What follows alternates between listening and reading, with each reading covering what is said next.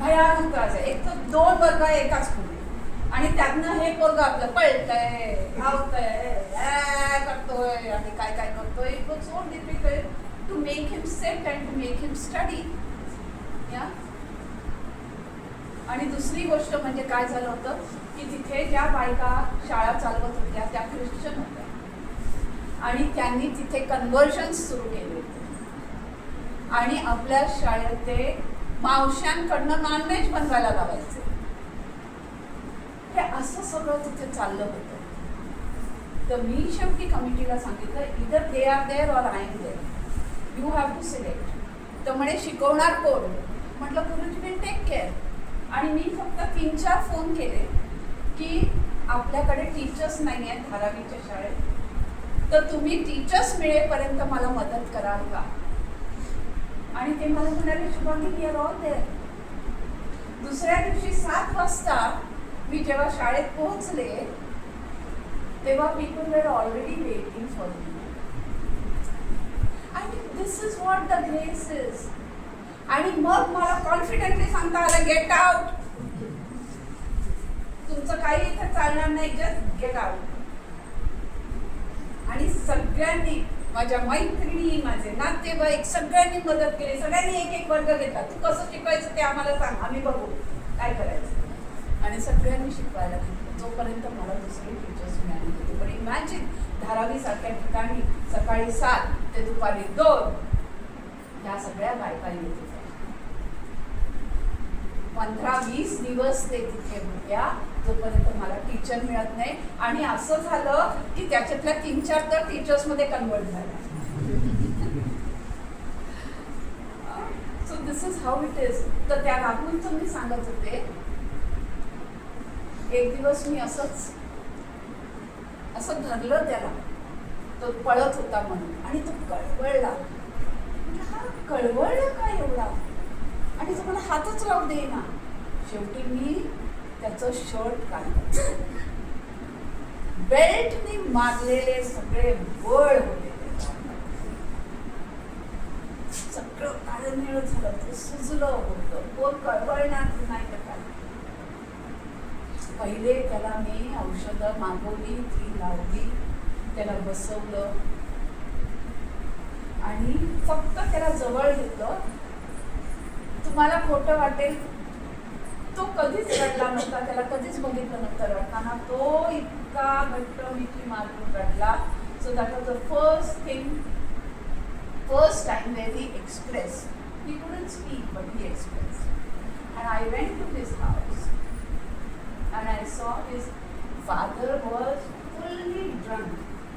पहिले मी एक खाडकीने कानाखाली आवाज काढला, पण माझ्या पोराला हात लावायचा. हात लावला तर हात तोडून हातात घे. म्हटलं you will go behind bars. म्हटलं I will see to it की तू जेल. त्याची सगळी धुंदी उतरली. खबरदार हात लावला. त्यांनी त्याला मारलं, मारलं, कारण बायकोनी दारू आणि चिकनसाठी पैसे दिले. सो इमॅजिन लोक काय काय फेस करत असतात. आणि त्यानंतर एक व्हॉलेंटियर मला मिळाली. म्हटलं ह्याला कंटिन्युअसली व्हॉलेंटिअरिंग पाहिजे. He needs to be given love. ह्याच्यावरती आपल्याला खूप काम करावं लागेल. So exclusively 1 volunteer was appointed only to take care of that. And he will not be.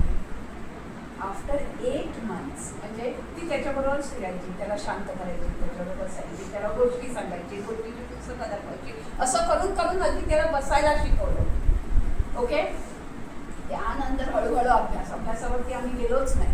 पण तो इतका हुशार होता की one day teacher asked some question in the class, nobody answered, and there was from one corner the answer came, and everybody looked over there, and it was on.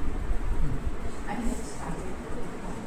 That was his first word that came out of his mouth. मला वाटते ह्या मारामुळेच त्याची वाचा गेली होती आणि तेव्हा त्याला प्रेम मिळायला लागलं सगळ्यांकडनं. त्याची वाचा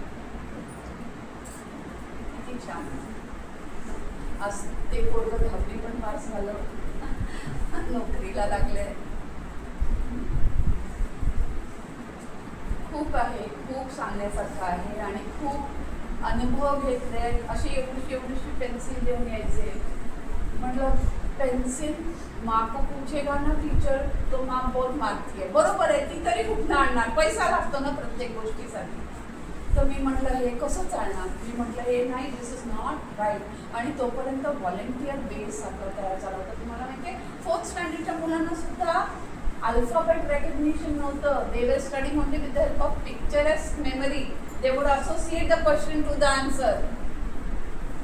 you understand? That is how people learn now. Okay, by the way, which I came to know only after going to Dharadis. Yeah? When I asked him about A, B and C and D, no recognition absolutely. I said this is not done. मग माझे 3-4 असे art of लिव्हिंगचे friends होते, त्यांना सांगितलं, म्हटलं देख यार तू कुछ तो भी कर लेकिन वॉलंटियर्स चाहिए मुझे. मला म्हणाला कितना चाहिए तेरे को वॉलंटियर्स. मतलब जितना मिलेगा उतना चाहिए. मेरे एक बच्चे को एक वॉलंटियर चाहिए. You will not believe, Saturday this conversation happened on Tuesday. Saturday I had 65 volunteers and they would come. Office मधनं त्यांनी स्पेशल परमिशन्स काढल्या. They would come for 1.5 hours every day and they would sit with 2 to 3 children individually. Yeah. So, that is the strength of our sankalpa if we really have pure intentions of it. You understand? Yeah. It is so, गुरुजी सगळं सांगत असतात, पण आपण ना त्यावेळेला आपल्याला ते खूप छान वाटतं. एका कानाने एक तर दुसऱ्या कानाने निघून जातं ते नंतर. आणि पावली ह्याचा मुको घेता येतो. सगळे होते मदतीला. रिया पिल्ले होती, रिया पिल्ले राईट. या त्याच्यानंतर विनोद खन्नाची बायको, ओके, शी वॉज देअर. त्याच्यानंतर लिएंडर पेस वॉज देअर. त्याच्यानंतर टाटा बिर्लास होती. शुभांगी तू खाली बोल, हम लोग है. तर गुरुजींची ग्रेस इतकी की त्यानंतर आपल्याला जस्ट डायलनी आपली शाळा घेतली दत्तक म्हणून. They started giving 45 lakhs for day to day expense. Credit Suisse इथनं सिंगापूरमधली कंपनी, they gave us 16 lakhs per year they promise. त्याच्यानंतर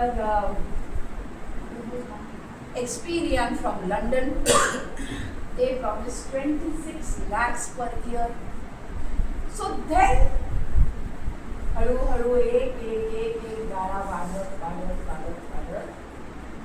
आपण जवळजवळ 10 रूम्स केले आणि फ्लोरिंग चेंज केलं. कारण ते सगळं केमिकल, ते फ्लोरिंग्समधनं फ्युम्स यायचे. तुम्हाला माहिती आहे का, अशी माझ्या पायाला अशी फोडं यायची.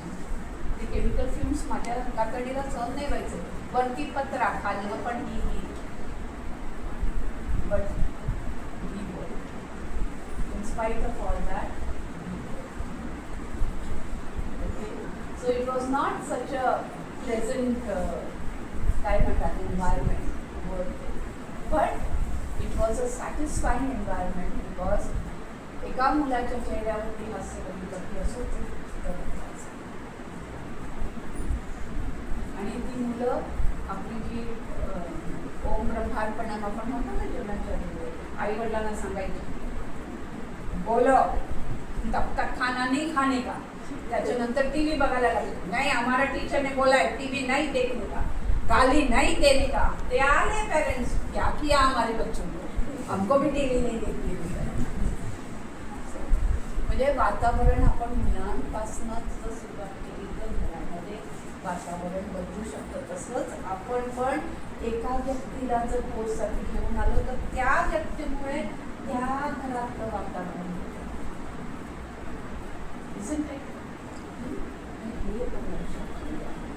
अशा पद्धतीने आपण काम करूया का? All are there with me? Oh excellent. I will be coming every time now. Okay, या I promise. Whenever I am here, I will be here. Yeah? Okay. लागली देवा कोणी म्हणे